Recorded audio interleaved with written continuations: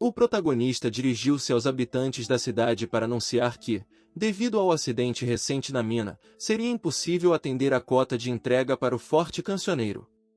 Ele tentou negociar com o embaixador deles, mas não obteve sucesso, alertando também sobre o risco da repetição da escassez de comida que resultou em várias mortes por fome há 2 anos. Como não quis vender para eles novamente e optou para vender para outra cidade, as relações com o forte foram prejudicadas. E esse ano eles teriam que ficar na cidade. No entanto, o protagonista tranquilizou a população, afirmando que, uma vez concluída a construção da muralha, a defesa da cidade seria facilitada. Ele ofereceu uma recompensa de 25 pratas reais para aqueles que lutassem em defesa da cidade. Aos familiares dos que perdessem suas vidas em combate, seriam concedidas 5 moedas de ouro reais como compensação. Enquanto isso, os nobres do Forte Cancioneiro zombavam da decisão do quarto príncipe.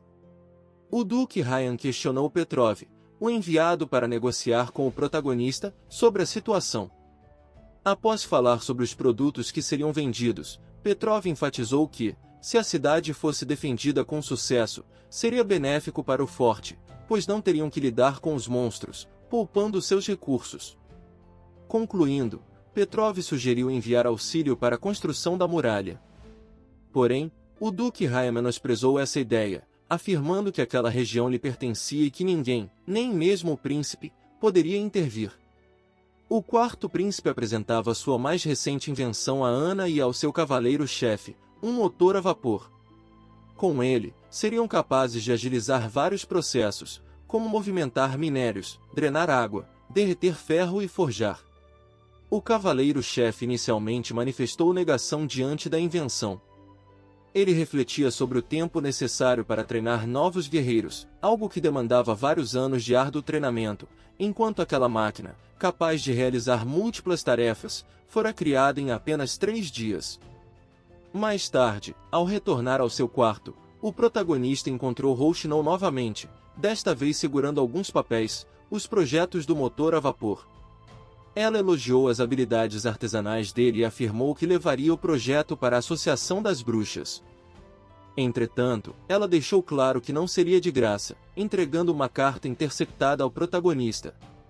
Nela, havia a ordem da terceira princesa para sua infiltrada tentar novamente assassinar o quarto príncipe. A carta estava endereçada a Tiri, uma empregada da mansão, instruindo-a a não falhar na segunda tentativa de homicídio. O protagonista se recordou de Tiri, pois o antigo príncipe tinha um interesse particular por ela. Rochinol afirmou que a carta não continha assinatura, mas indicava ter sido enviada por um dos irmãos do príncipe, lembrando que no capítulo 8, foi a terceira princesa quem enviou a carta. Ele solicitou a Rochinol que encontrasse a pessoa responsável pelo envio da carta. Depois que o cavaleiro-chefe anunciou a morte da empregada Tiri, Rochinol apareceu e relatou o que realmente havia acontecido. Ela conseguiu capturar e imobilizar a empregada, mas não esperava que ela tivesse escondido veneno entre os dentes e não hesitou nem por um instante em usá-lo, resultando em sua morte. Por esse motivo, Rochinol teve que simular a morte da empregada como um acidente. A única informação que conseguiu extrair foi uma carta de família que estava oculta em seu quarto. Devido a uma pequena mensagem na carta descrevendo um ambiente marítimo, presumiram que a mandante do assassinato era a terceira princesa. Ao perceber a aproximação de alguém, Rochinol se retirou. Barov entrou logo depois, informando que algumas pessoas se candidataram para lutar contra os monstros. Eram soldados fracos, desnutridos e sem habilidades de combate. Apesar disso, o protagonista decidiu utilizá-los em vez de contratar um grupo de mercenários. Como as pessoas não tinham nenhuma habilidade em combate corpo a corpo e seria praticamente impossível transformar esses civis em guerreiros em pouco tempo, o protagonista decidiu optar por um treinamento militar mais moderno. Para incentivar a participação dos civis, foi prometido a eles um ovo por dia após o treinamento. Decidiu então nomear o Machado de Ferro como o capitão do exército. O cavaleiro-chefe questionou a decisão do protagonista em dar tal posição a ele, considerando que ele não era nativo da cidade, vindo da Nação das Areias. Por outro lado, O protagonista não vinha nenhum tipo de problema nisso, desde que eles não cometessem nenhum tipo de crime. Hoshino apareceu novamente, mas desta vez estava mais descontraída, tratando o príncipe de forma menos formal e até dividindo parte do café da manhã com ele. Era como se ela estivesse se sentindo em casa, provavelmente porque percebia que o protagonista não se importava com formalidades. Hoshino confessou ter lido o pedido de encomenda e, curiosa, perguntou por que ele estava comprando tanto gelo infinito. O protagonista rapidamente respondeu que era para produzir queijo congelado, alegando que a temperatura atual não era suficientemente baixa. Mas isso não era verdade. Apesar dele não considerar Hoshino uma inimiga, sabia que ela não era como Ana, alguém que ele conhecia muito bem. Por isso, optava por manter alguns segredos. Principalmente em relação à sua próxima invenção, uma disseminação rápida poderia prejudicar seu plano de desenvolvimento. Os nobres costumavam usar salitre para preservar bebidas no verão. Embora o termo gelo infinito fosse encantador, era um material essencial na produção de pólvora. A verdadeira razão por trás da compra desse gelo infinito era iniciar a produção de armas de fogo. O protagonista questionou Hoshino se a Associação das Bruxas também treinava assassinos. Ela explicou que não, que eram apenas um grupo de pessoas com objetivos em comum e que faziam parte da associação há apenas 2 anos. Quando perguntada se havia outras pessoas trabalhando com eles, Hoshino afirmou que não. Caso seus antigos empregadores descobrissem, ela estaria morta. Asterisco, asterisco, asterisco. A primeira arma de fogo foi logo produzida, uma pistola de pederneira. O motor a vapor foi criado com a intenção de aprimorar a eficiência na produção dos canos das armas. No ritmo atual, estimava-se que seriam produzidos cerca de 4 exemplares até a chegada dos meses demoníacos. Ele decidiu selecionar os caçadores mais talentosos da cidade para formar uma equipe de elite, permitindo que os 4 selecionados utilizassem essas armas. Questionado pelo cavaleiro-chefe sobre por que não escolher entre o esquadrão de patrulha, o protagonista refletiu internamente que, por algum motivo, não os considerava tão aptos para a tarefa. Duke Ryan conseguiu persuadir alguns membros da patrulha do Quarto Príncipe a mudarem de lado e, como sua primeira missão, ordenou que atacassem o celeiro onde toda a comida da cidade fronteiriça estava armazenada. Os soldados que permaneciam ao lado do protagonista lutaram bravamente, mas diante dessa traição repentina, acabaram sendo derrotados. O capitão do esquadrão de patrulha, um dos sobreviventes, lamentava a situação, sentindo-se frustrado por não poder defender o celeiro, especialmente agora que finalmente tinha um senhor feudal preocupado com o bem-estar do povo. Pouco antes de ser executado pelos traidores, Hoshino surgiu e rapidamente eliminou todos eles. O cavaleiro-chefe chegou ao celeiro, impressionado com a habilidade excepcional da pessoa que eliminou quase todos os inimigos. Apenas o Cicatriz Feroz havia sobrevivido e logo seria interrogado. Enquanto isso, o protagonista propôs a Hoshino que se mudasse para o castelo e se tornasse sua guarda pessoal, oferecendo o dobro do que Ana recebia, 2 moedas de ouro por mês. No entanto, ela recusou a oferta, alegando que não poderia abandonar as outras bruxas. O protagonista, então, contra-argumentou, convidando Hoshino a trazer todas elas para a cidade, preparando-se para iniciar um amplo plano de reconstrução após o inverno. Hoshino prometeu discutir essa proposta com as outras bruxas. Sobre os responsáveis pelo ataque, ela ressaltou que não parecia obra dos irmãos do protagonista, dada a abordagem amadora, diferindo até mesmo da empregada enviada pela terceira princesa. Conversando com um dos poucos sobreviventes do ataque, o capitão do esquadrão de patrulha, Brian, o protagonista informou que o Cicatriz Feroz havia confessado todos os crimes e seria em breve executado. O Cicatriz Feroz pertencia a uma pequena família nobre do Forte Cancioneiro, tornando sua execução uma afronta ao Duque Ryan. No entanto, o protagonista não se incomodava, pois o ataque ao celeiro, se bem sucedido, resultaria na morte de cerca de 2.000 pessoas. Antes de partir, o protagonista pediu a Brian que descansasse adequadamente, prometendo honrá-lo com uma condecoração após o inverno. No campo de treinamento dos novos soldados, o protagonista fez uma visita pessoal para observar o progresso deles. Percebeu que em pouco tempo, houve uma melhoria significativa.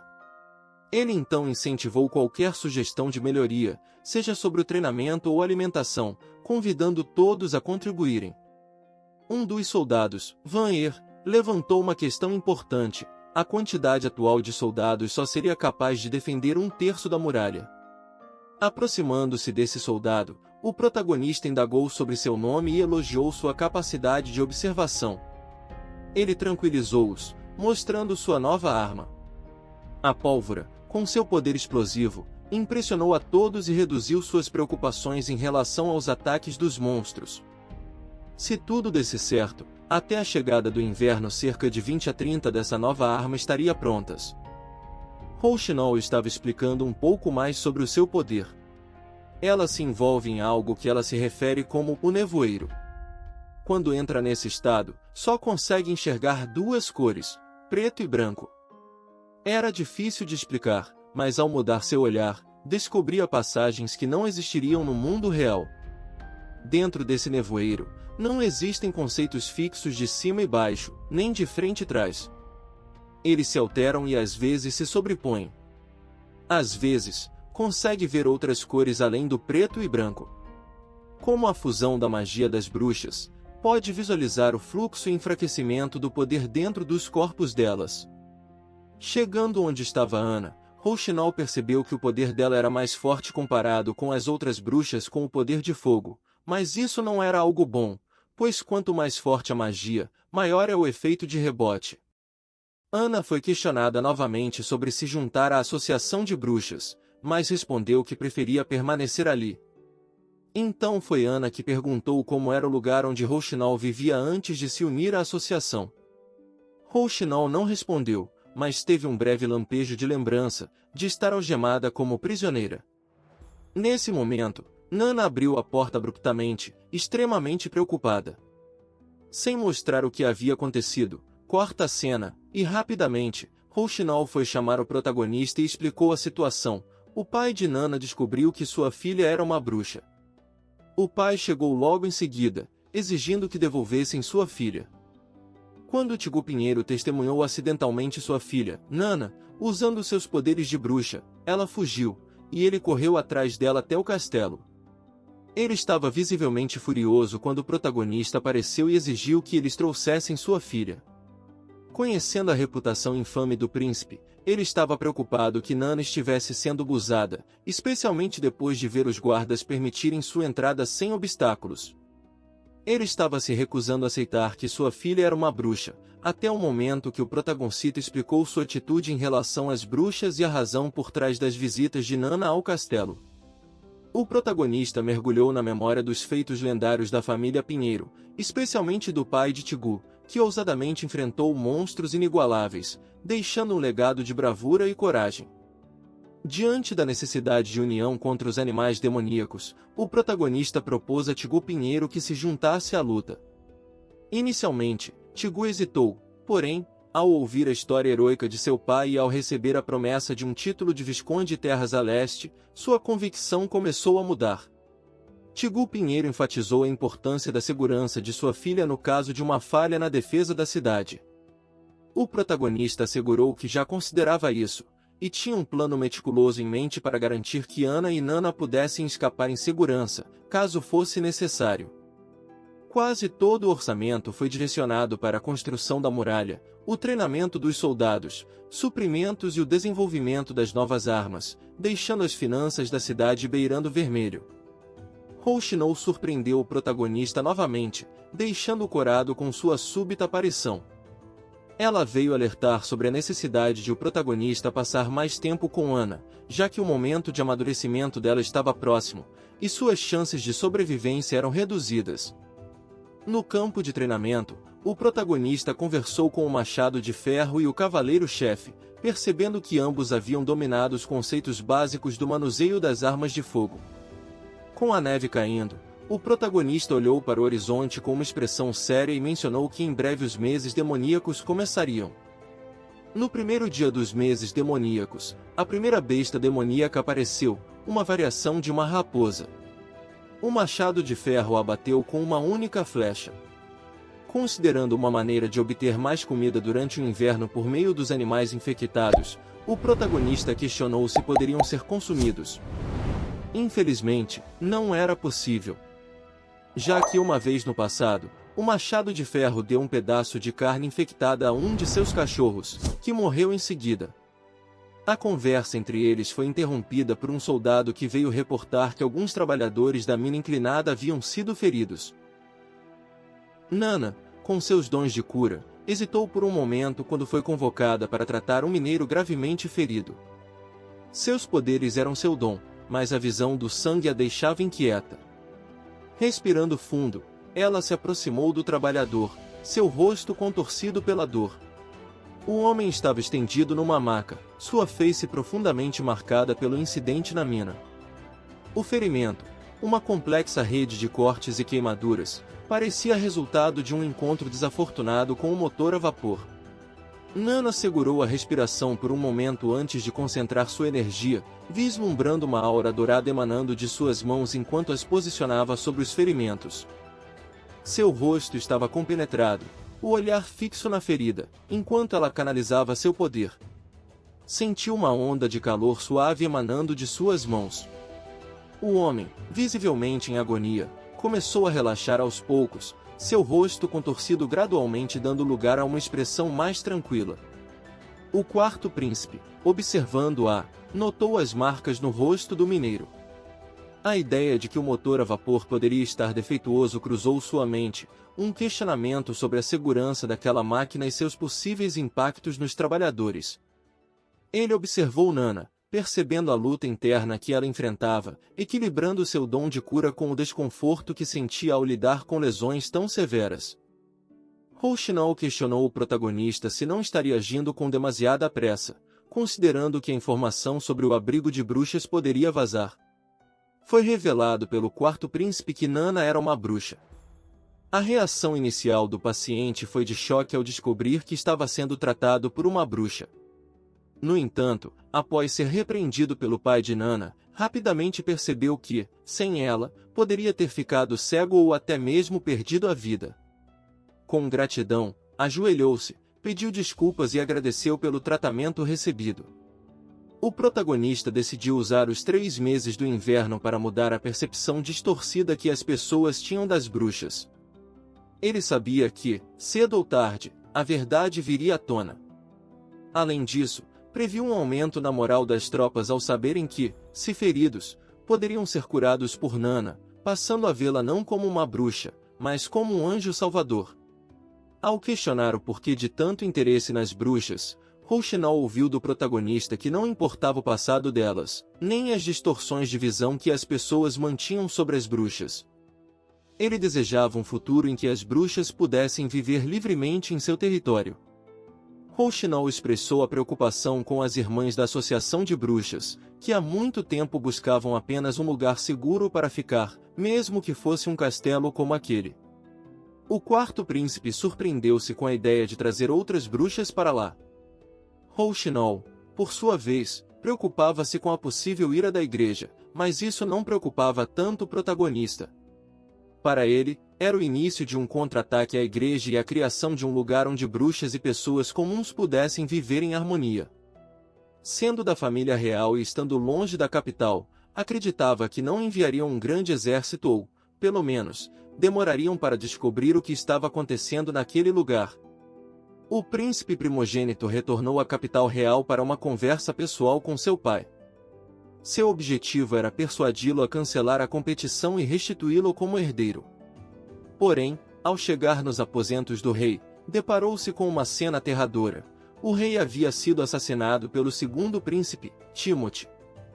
Como punição por ter assassinado o rei, o primeiro príncipe foi preso e, além disso, incapaz de revelar a verdade a alguém, pois foi coagido a ingerir uma poção que o impedia de falar. Momentos antes do acontecido, foi mostrado o segundo príncipe tentando convencer o rei a ceder-lhe o trono. No entanto, Timothy foi surpreendido quando o rei, de forma inesperada, exibiu um sorriso perturbador e apunhalou uma adaga contra seu próprio peito. Timothy jurou que quem quer que estivesse por trás disso sofreria as consequências por interferir na luta pelo trono, e também por tê-lo incomodado. Com a cidade mais calma esta semana e o problema do motor a vapor resolvido, o protagonista finalmente pensou em relaxar. Porém, seu cavaleiro-chefe apareceu para alertá-lo sobre inúmeros monstros que surgiram repentinamente. Um touro investiu contra a muralha, fazendo-a tremer, mas sem conseguir destruí-la, acabou desabando inconsciente. Apesar de um soldado ter se ferido, os demais lidaram facilmente com as raposas e lobos. Parecia que tudo estava sob controle até surgir um novo problema no horizonte, uma besta demoníaca híbrida, um lobo com 2 cabeças e um grande casco de tartaruga. As flechas, como esperado, não causaram sequer um arranhão na criatura. Da mesma forma, as poucas armas disponíveis também não tiveram efeito. O protagonista então ordenou que trouxessem a carta na manga deles, a pólvora.